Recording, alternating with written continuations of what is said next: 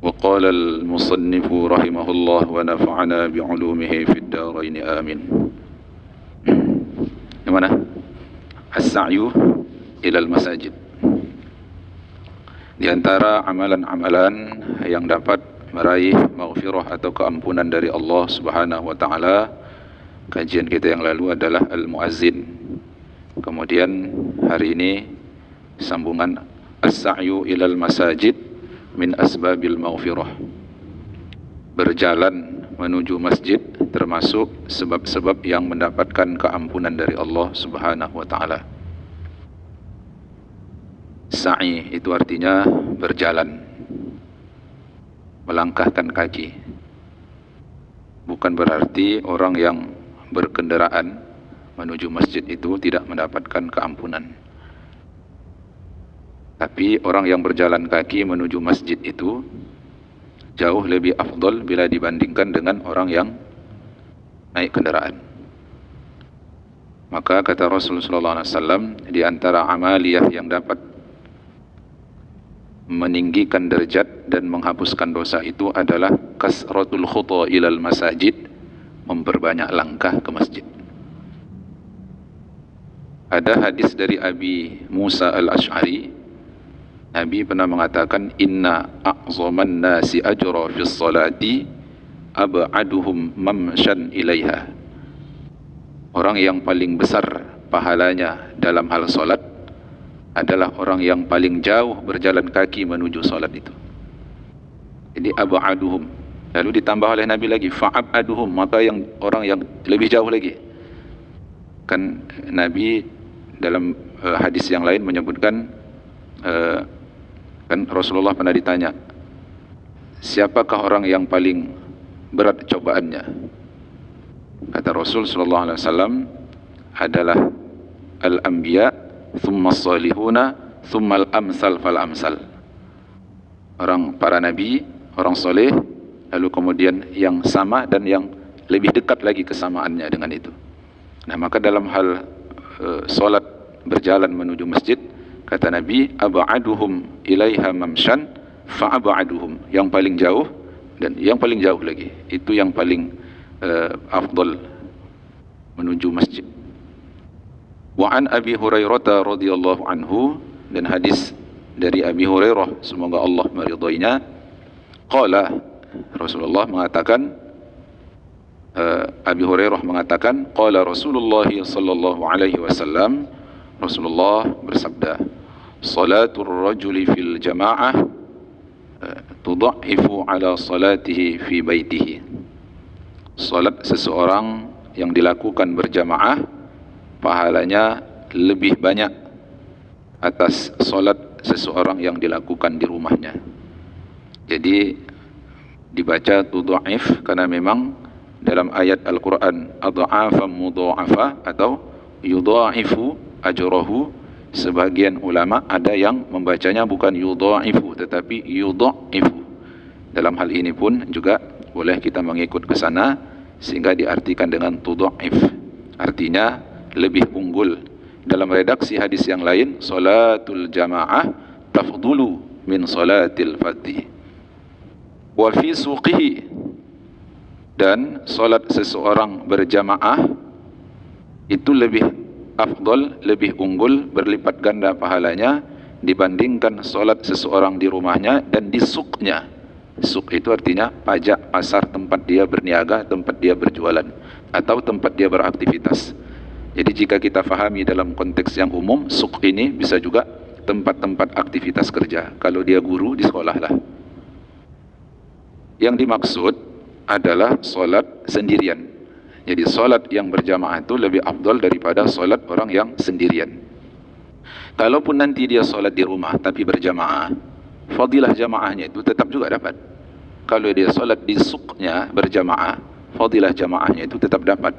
Cuma kata ulama, ada fadilah tempat.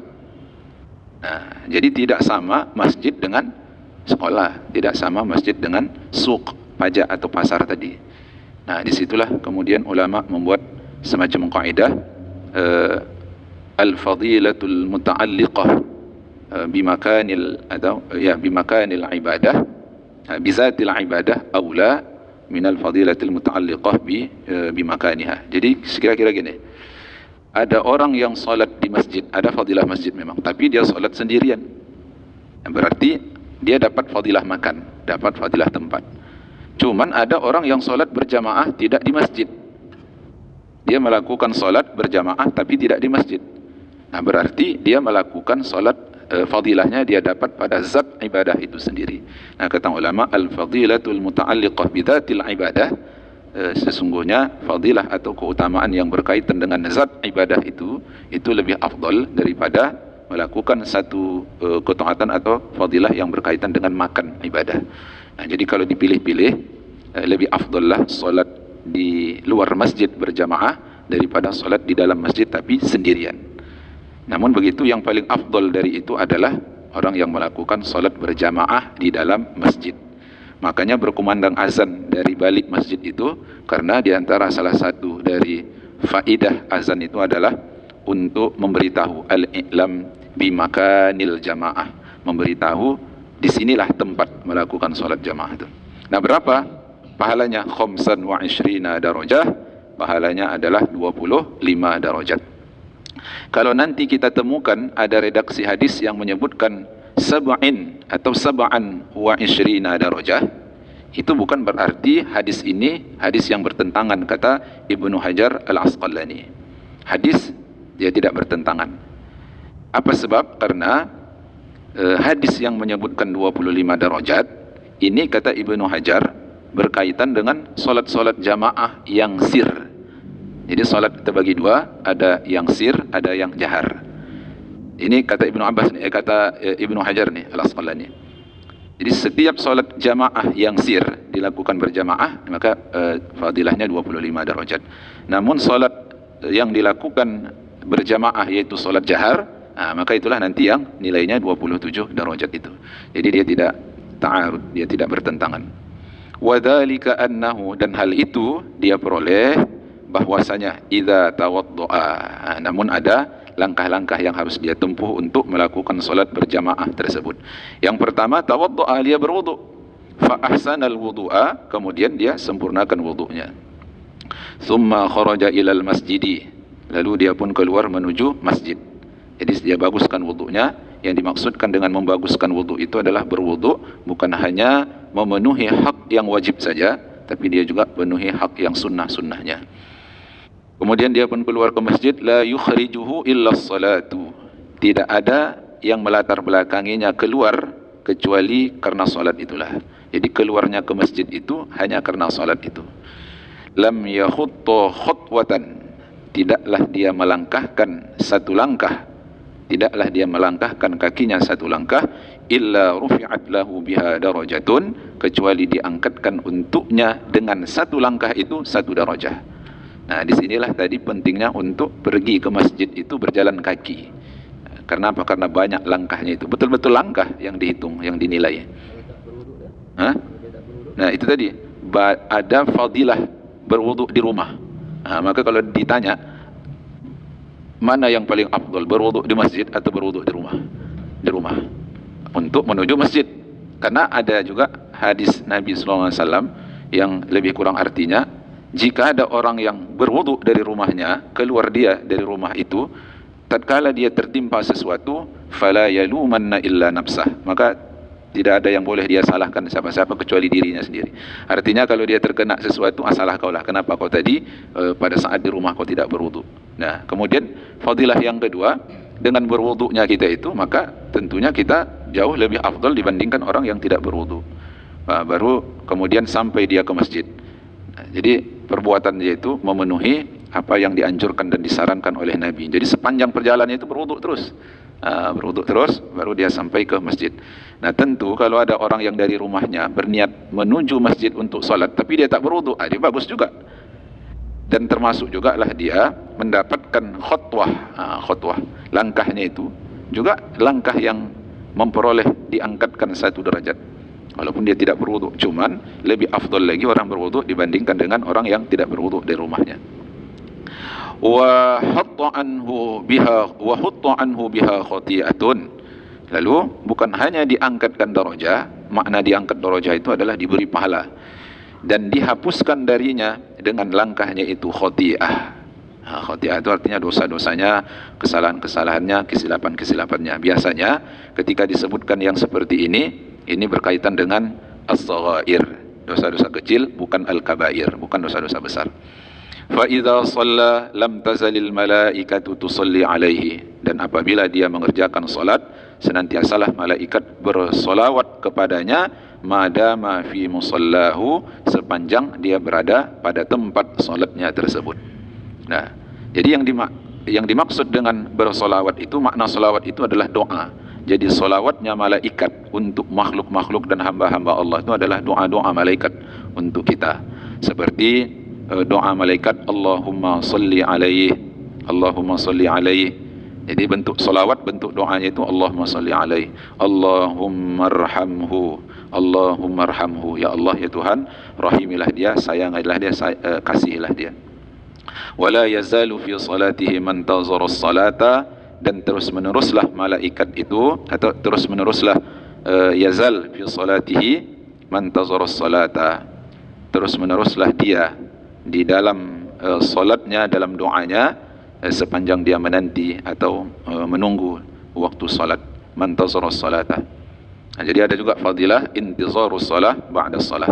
Kata Nabi, kata malaikat, wahai Muhammad, maukah kuberitahukan kepadamu amaliyah-amaliyah yang dapat menggugurkan dosa-dosamu dan menarik atau mendapatkan darajat-darajatmu? Maka Nabi SAW mengatakan, bala, tentu. Di antaranya adalah intizarus salah ba'da salah, menanti salah setelah melakukan salat. Nah, kemudian wa an Sahl bin Mu'azin, dan dari Sahal bin Mu'az radhiyallahu anhu, semoga Allah taala meridainya, anna Rasulullah sallallahu alaihi wasallam qaal, bahwa Nabi sallallahu alaihi wasallam bersabda, man qa'ada fi musallahu, siapa yang tetap duduk pada tempat salatnya. Inilah pentingnya untuk tidak bergeser kemana-mana setelah kita selesai mengerjakan salat. Fi musallahu itu ya tempat salat dia itu, tempat salat dia, sepanjang dia tidak bergeser.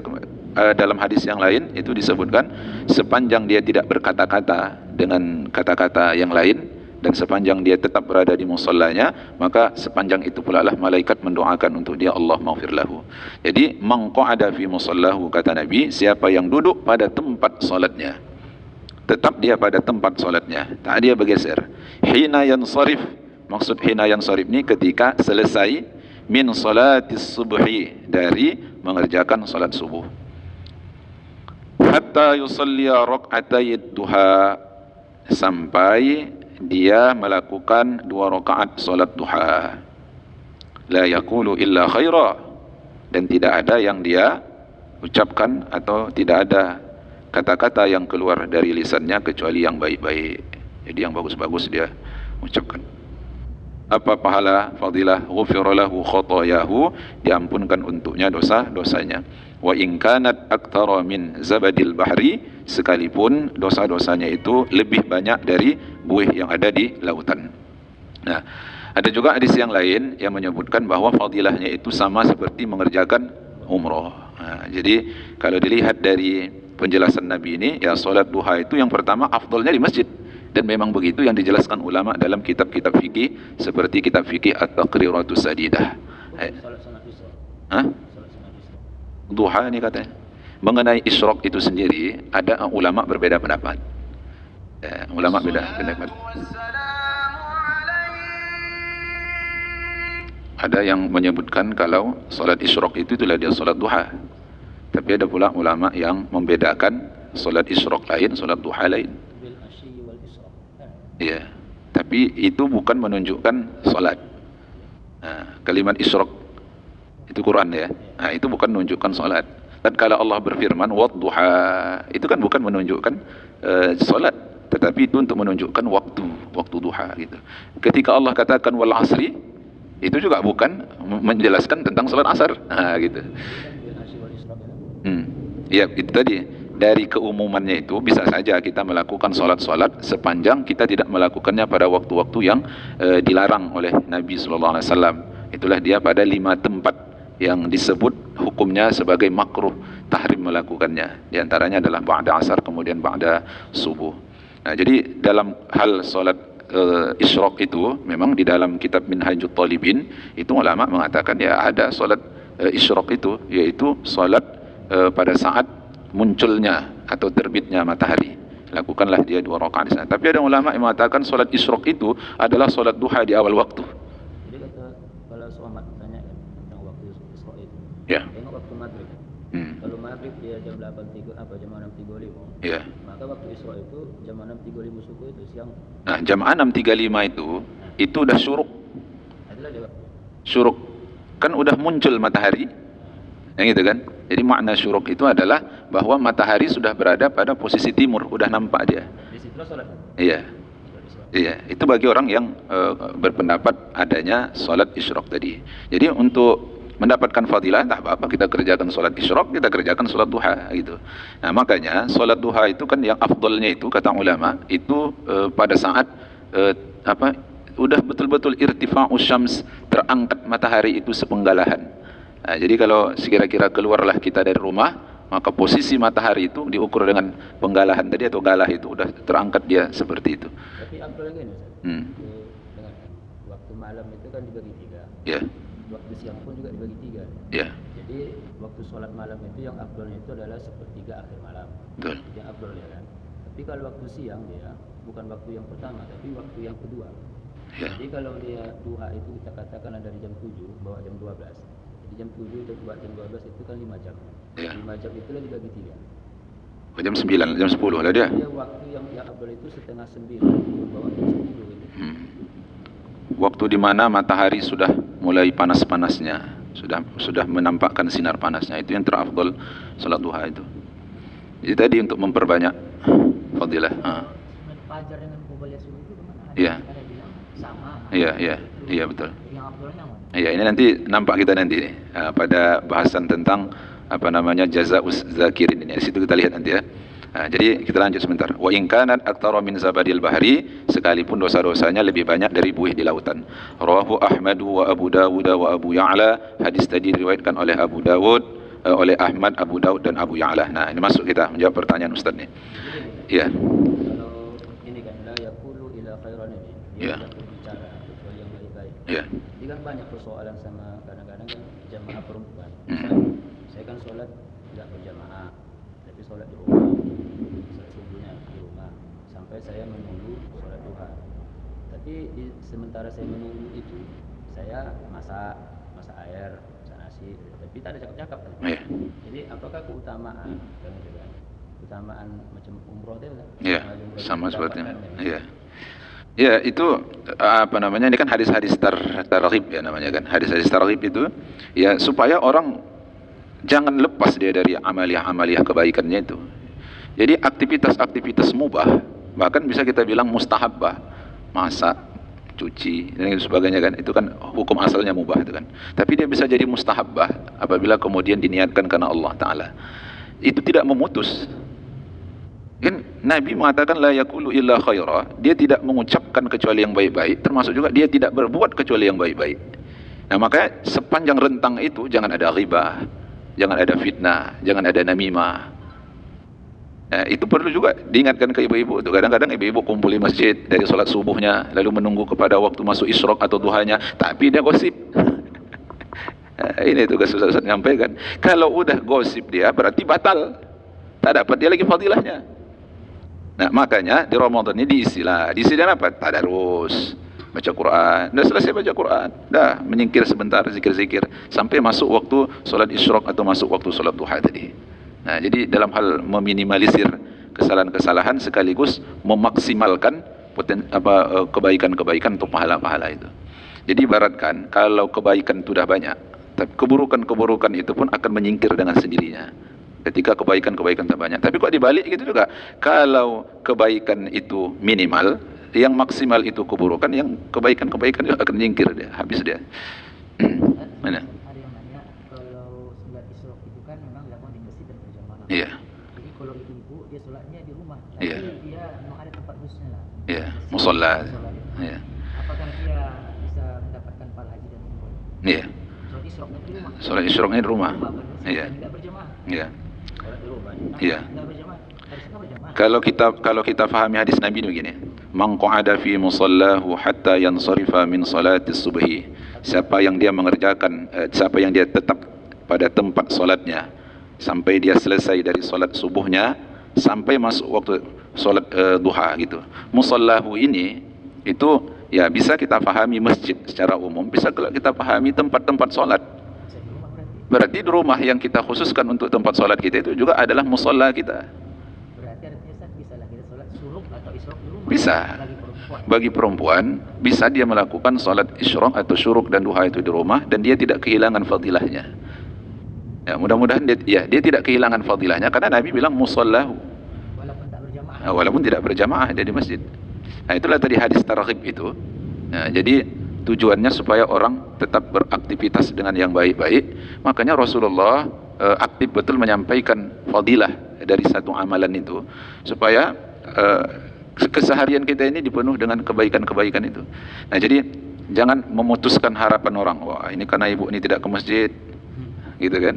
Karena ibu ini tidak berjamaah salat subuh, wah ibu tak dapat fadilah lagi.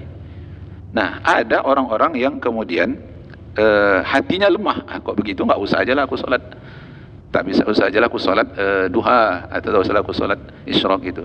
Dalam contoh gini, sholat duha, apa yang kita baca di sholat duha itu? Yang sunnah apa dalam sholat duha? Wasyamsi wa duhaha. Kemudian yang kedua wa duha. Pertanyaan kita macam omak-omak lah, hafal tidak semua orang itu dengan wasyamsi wa duhaha itu? Qul huwallahu itu saja yang hafal ya. Kalau ya, artinya bahwa ada surah-surah yang ditunjuk untuk membaca atau surah-surah yang dipilihkan, direkomendasikan untuk dibaca di dalam sholat duha itu. Tapi kemudian ada orang yang tidak hafal itu.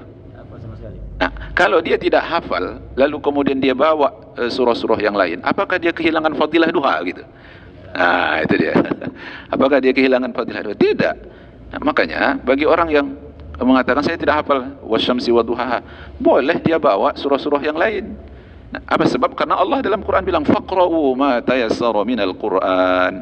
Kau baca sajalah yang mudah-mudah dari Al-Quran itu. Inna a'tayna yang mudah, inna a'tayna dibaca.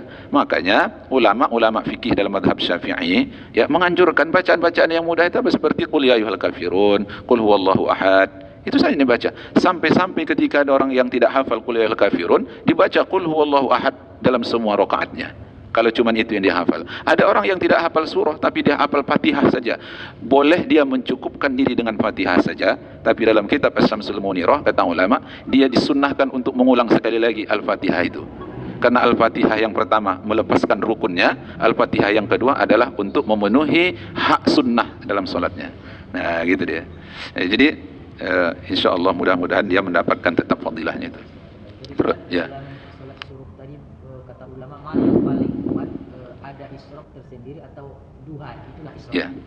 Jadi gini, di dalam kaidah yang disusun yang disebutkan oleh ulama, kalau tak salah saya itu saya baca dalam kitab Al-Bajuri. Itu ada semacam kaidah lah kita bilang, kata ulama, ma kana aktsaru fi'lan kana aktsaru fadlan. Jadi satu amaliyah itu sesuatu yang paling banyak fi'lannya, perbuatannya, amaliyahnya, maka itu jauh lebih banyak fadilahnya. Gitu. Jadi ada ulama yang kemudian menjelaskan ada salat isyraq, kita buat salat isyraq dan mudah-mudahan ya, andai kata pun tidak ada, insya Allah dia akan menjadi ibadah mutlak, salat sunat mutlak. Nah gitu. Ya, salat sunat mutlak. Jadi kerjakan saja. Masalahnya waktunya ini. Ya, betul. Ya. Pas gitu kan. Waktu salat isyraq ini dia tidak lama. Dia sebentar. Iya. Itu tadi lah waktu itu maghrib. Sholat maghrib yang waktu. Kalau maghrib jam 6.35, berarti isyraq itu jam 6.35. Iya. Oh, sama. Dan itu tadi, dan sebenarnya di situ udah masuk duha. Udah masuk duha juga. Itu. Nah, jadi ya, ya. Memang kalau kita cari dari sisi dalil, tidak ada Rasul nyebut salat isyraq. Oh, enggak ada. Ya. Sisi dalil. Harus ada sahih. Yang ada itu duha. Itu pun nanti persoalan duha itu ya banyaklah. Agaknya cuman bisa kita bahas itu dalam kajian-kajian khusus kita. Apa sebab? Karena nanti ada pembicaraan-pembicaraan ketika kita lanjutkan nanti, membuat orang akan kemudian menganggap remeh dengan sholat duha itu, gitu. Jadi kalau dapat itu tidak kita sebutkan gitu. Tapi ada hadis-hadis Nabi yang berkaitan dengan masalah sholat duha yang kita lakukan selama hari ini. Jadi maksudnya, ya kerjakan saja sholat isyraq itu seperti yang saya bilang tadi. Tapi di situ jangan kita beranggapan bahwa sholat isyraq itu, kita sudah punya ilmu bahwa sholat isyraq itu adalah sholat yang masih dalam ranah khilafiyah ulama tentang adanya. Saya selalu ngisi pengajian subuh gitu kan. Iya. Di satu masjid. Dibisikkan Ustaz, nanti jam sekian berhenti ya. Sholat isyraq. Iya. Kadang 5 menit sebelum sholat isyraq itu udah berhenti dia. Jadi jamaahnya itu sholat isyraq itu. Iya, pula kan. Bagus. Masih enggak Iya. Jamaah kan? Bagus, memperbanyak amal. Mengingatkan juga ada sonang juga kan. Cobalah, ada yang pernah jumpa hadis tentang sholat isyraq. Hadis sholat isyraq. Tapi kalau hadis itu kan siapa yang sholat berjamaah, kemudian dia Iya. berada di sholatnya. Iya. Lalu kemudian sampai waktu isyraqnya. Iya, itulah hadisnya. Sampai waktu syuruk gitu kan. Itu lagi-lagi berkaitan dengan waktu. Bukan dengan sholat, kan gitu. Nah, ini dia cerita tentang waktu. Cerita tentang waktu, bukan cerita tentang sholat di situ. Kalau sholat duha ada langsung Rasul SAW menyebutkan waktu duha itu, dan bahkan Nabi menyebutkan fadilahnya. Dah. Jadi sekali lagi kerjakan saja. Jazaa'udz dzakirina fi adbaris shalawati, balasan imbalan orang-orang yang berzikir setelah mengerjakan salat yang 5 waktu.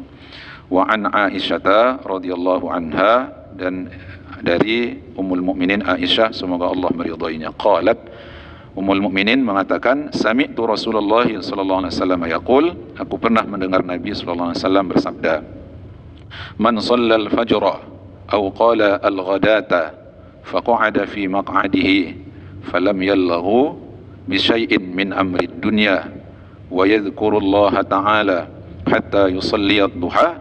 Sebut Nabi duha kan? Arba'a raka'atin.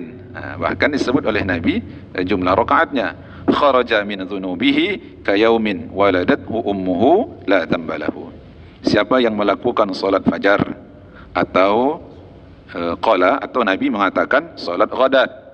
Di sini menunjukkan bahwa nama salat subuh itu bisa salat fajar, bisa salat ghadat, bisa salat subuh. Tidak untuk salat subuh itu sendiri. Tiga nama dia. Kalau salat zuhur kan zuhur saja. Salat asar kan asar saja. Maghrib saja. Isya saja. Isya inilah dulu. Waktu dulu Isya ada yang nyebutnya atamah. Dan Nabi tidak menyukai penyebutan atamah untuk salat Isya. Wusta itu sebutan untuk salat yang juga diperkirakan bisa asar, bisa subuh. Tapi dalam satu hadis Nabi menyebutkan salatul asri, salatul wusta. Salat asar itulah dia salat wusta. Nah, kenapa? Karena memang pada 2 waktu itu yang disebut oleh Nabi, yata'aqabuna fikum malaikatum bil-lail wa malaikatum bin-nahar. Pada 2 waktu itu silih bergantilah malaikat hadir di hadapan kamu. Itulah yang disebut dengan malaikat hafazah. Malaikat yang datang menyertai kita atau mengiringi kita.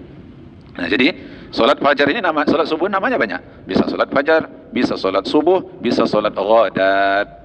Jadi sekira-kira kalau ada orang melafazkan niat usalli fardhal ghadati, ya, sama seperti ketika orang usalli fardhal fajri.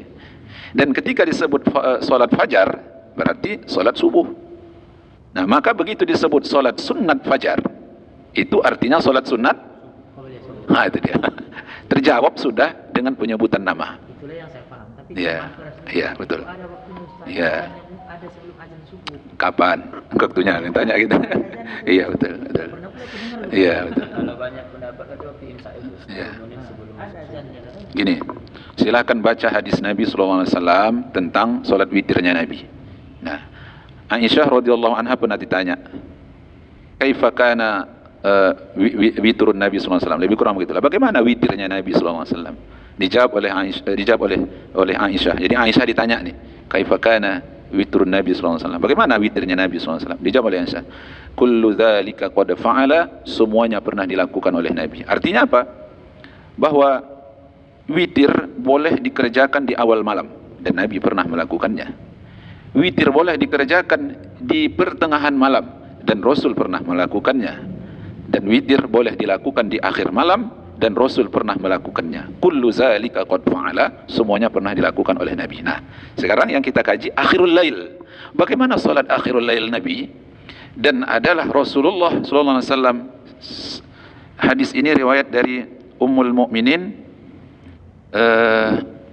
Maimunah, bukan Maimunah, Ummu Salamah. Ummu Salamah istri Nabi ya. Kata Ummu Salamah, Rasulullah sallallahu alaihi wasallam melakukan salat witir itu 13 rakaat. Pernah dengar enggak? 13 rakaat. Tapi yang 13 rakaat ini witirnya 11. Yang dua lagi apa? Yang dua lagi qabliyah subuh. Bukan salat fajar yang dibilang ibu-ibu tadi, ada waktu khusus. Jadi kata Ummu Salamah, Rasulullah melakukan salat witirnya 13 rakaat. 11 witirnya selesai, langsung nyambung azan. Nah, jadi Ummu Salamah menyebutkan 13 rakaat itu, dia menyatukan 2 rakaat qabliyah subuh dengan 11 rakaat witir. Nah, itu untuk menandakan bahwa akhir solat witir itu adalah sebelum masuknya waktu subuh.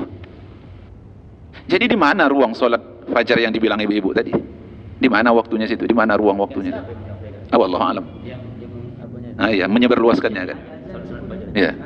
Nah, gini, azan pertama itu kan azan cuma 2 kali, ya. Kalau kita bahas tentang muazzin Nabi ini kan 3. Ada muazzin Nabi SAW di Quba, namanya Sa'ad Al-Qaraz. Ada muazzin Nabi SAW di Madinah, namanya Bilal bin Rabbah dengan Amr bin Ummi Maktum. Ada muazzin Nabi SAW di Makkah, itulah dia namanya Abu Mahdurah. Ini muazzin Nabi. Nah, muazzin Nabi di Madinah nih, Rasul menugaskan Amr ibn Ummu Maktum untuk melakukan azan itu. Rasul menyuruh Bilal bin Rabbah untuk azan itu, azan sebelum masuk waktu.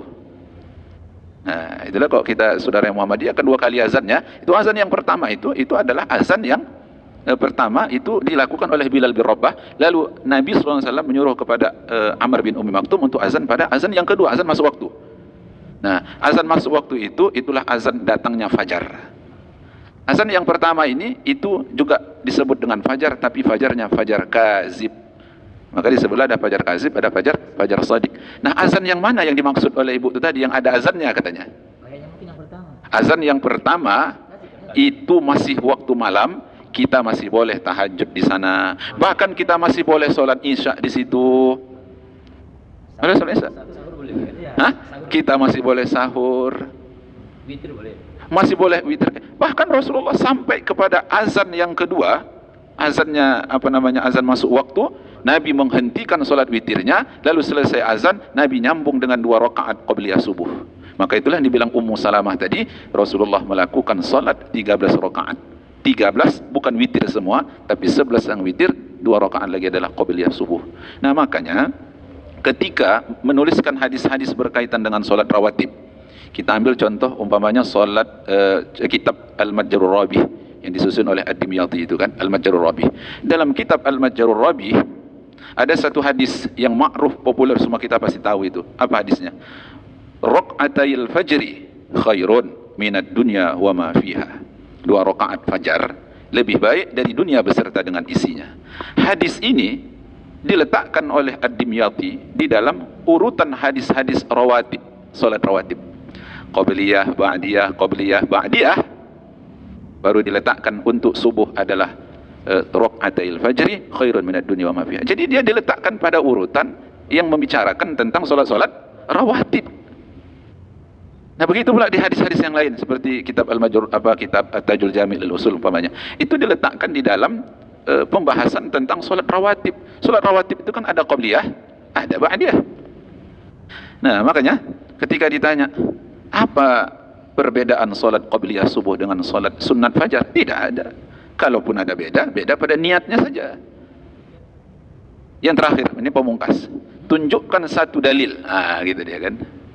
Satu dalil. Tunjukkan satu dalil atau hadis Nabi yang mengatakan bahwa salat sunat fajar itu ada waktu tersendiri.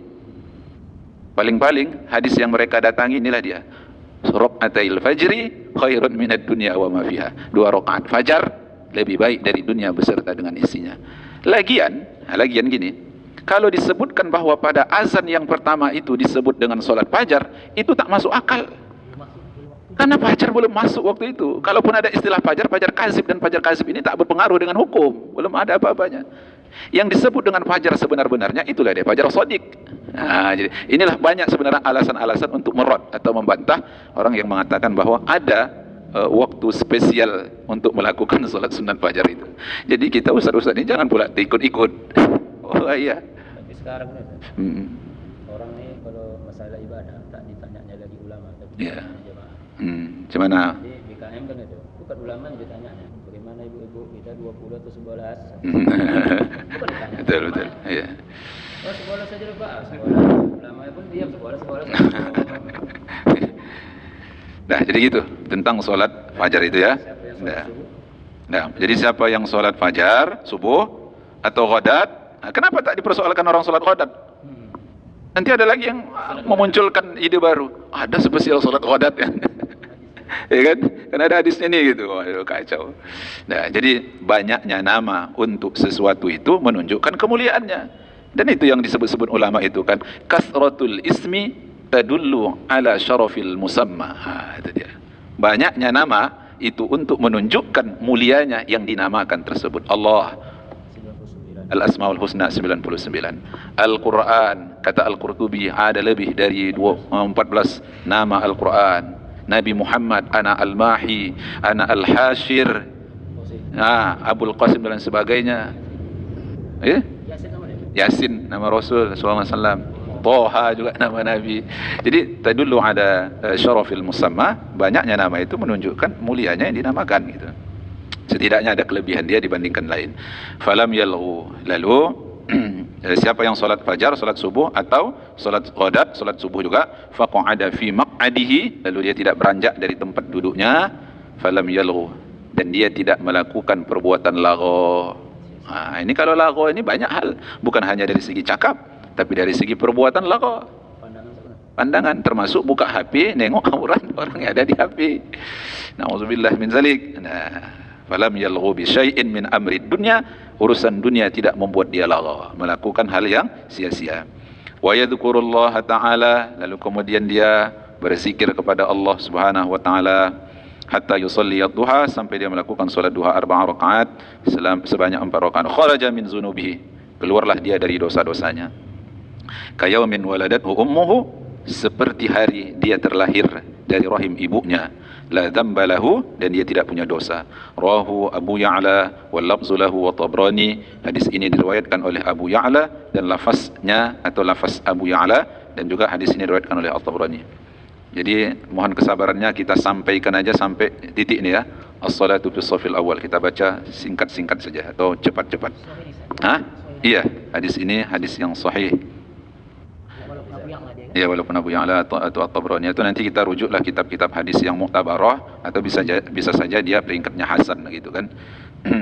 Jadi jangan alergi dengan perawi-perawi seperti Abu Ya'la dan At-Tabrani gitu. Karena tidak mungkin ulama mau menuliskan hadis. Andai kata cuman Muslim dan Bukhari saja yang layak untuk dicatatkan perawi hadis dalam kitab-kitab, mungkin ulama-ulama lain itu tidak ada yang jumpa kita namanya di kitab-kitab ini. Iya. Tafadhal ya. Atau kita padakan aja nih. Sini aja ya. Udah, wallahu a'lam bishawab. Wassalamualaikum warahmatullahi wabarakatuh.